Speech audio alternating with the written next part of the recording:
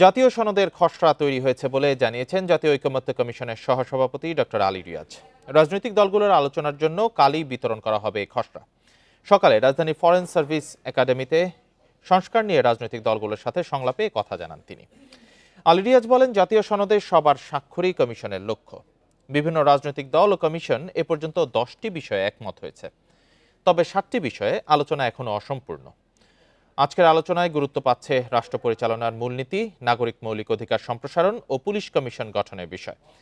গত 16 বছরে পুলিশের ভূমিকা নিয়ে ওঠা নানা প্রশ্ন বিবেচনায় নিয়ে বাহিনীর সংস্কার ও পুলিশ কমিশন গঠনের প্রস্তাব এসেছে। এর আগে গত বুধবার নির্বাচন কমিশন গঠন নিয়ে আলোচনা হয়। পরে এই বিষয়ে কমিশন ও রাজনৈতিক দলগুলোর মধ্যে ঐকমত্য তৈরি হয় বিভিন্ন দলের সাথে। বান্ডেল থাকলে প্রতি সেনমানিতে টাকা বাঁচবে।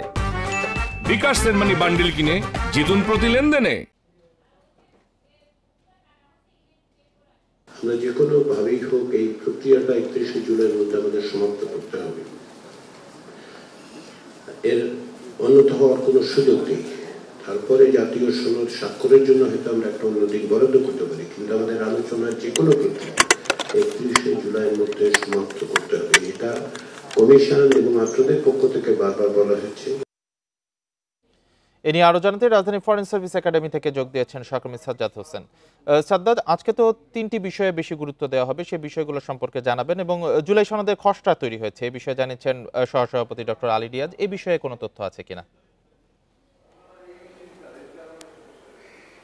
জি, আপনি যেমনটি জানাচ্ছেন, আজকে আলোচনা সভায় আজকে কিন্তু জাতীয় ঐকমত্য কমিশনের সাথে রাজনৈতিক দলগুলোর দ্বিতীয় পর্বের 19তম বৈঠক চলছে।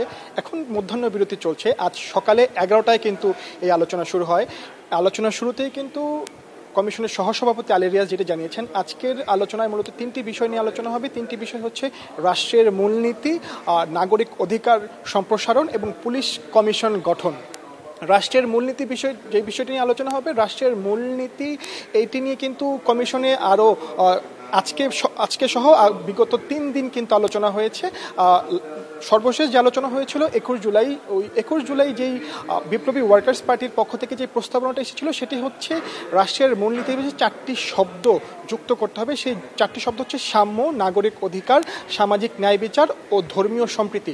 এই বিষয়টি নিয়ে কিন্তু আজকে উপরে আলোচনা হয়েছে। এছাড়াও আজকের আলোচনার বিষয় ছিল নাগরিক অধিকার সম্প্রসারণ। নাগরিক অধিকার, মৌলিক অধিকারগুলোর পাশাপাশি যেই এই কিছু নতুন অধিকার যুক্ত করার বিষয়ে প্রস্তাবনা এসেছে এবং সেই বিষয়গুলো নিয়ে কথা হচ্ছে। একটি বিষয় হচ্ছে ইন্টারনেট সেবা। ইন্টারনেট সেবাটিকে মৌলিক অধিকার হিসেবে যুক্ত করার আলোচনা চলছে। বিগত সরকার আমলে আমরা কিন্তু দেখেছি জুলাই অভ্যুত্থানের সময় বেশ কিছুদিন কিন্তু সম্পূর্ণ জাতি কিন্তু ইন্টারনেট থেকে বিচ্ছিন্ন ছিল। সেই বিষয়টিকে কিন্তু মাথায় রেখেই কিন্তু এমন সিদ্ধান্ত নেওয়া হচ্ছে আগামী সরকারের আমলে যাতে কেউ এমন সিদ্ধান্ত না নিতে পারে, যাতে যা ইন্টারনেট সেবা নিরবিচ্ছিন্নভাবে সবাই পায়। এই বিষয়গুলো নিয়ে আলোচনা হবে। আরেকটি হচ্ছে পুলিশ কমিশন গঠন। পুলিশ বাহিনী সংস্কারের বিষয়ে কিন্তু রাজনৈতিক দলের প্রতিনিধিরা সবাই একমত এবং একটি কমিশন গঠনের বিষয়ে মোটামুটি সবাই একমত। এখন আলোচনা হচ্ছে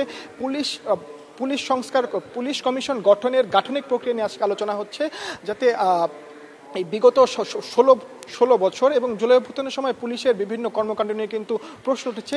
এই বিষয় নিয়ে কিন্তু উপর আলোচনা চলছে। আর আরেকটি বিষয় জানিয়ে রাখি, এই আজকের 3টি আলোচনার বিষয় ছাড়াও কিন্তু আজকে কমিশনে জুলাই সনদ যে প্রস্তুত সেটি নিয়ে কিন্তু কথা হয়েছে।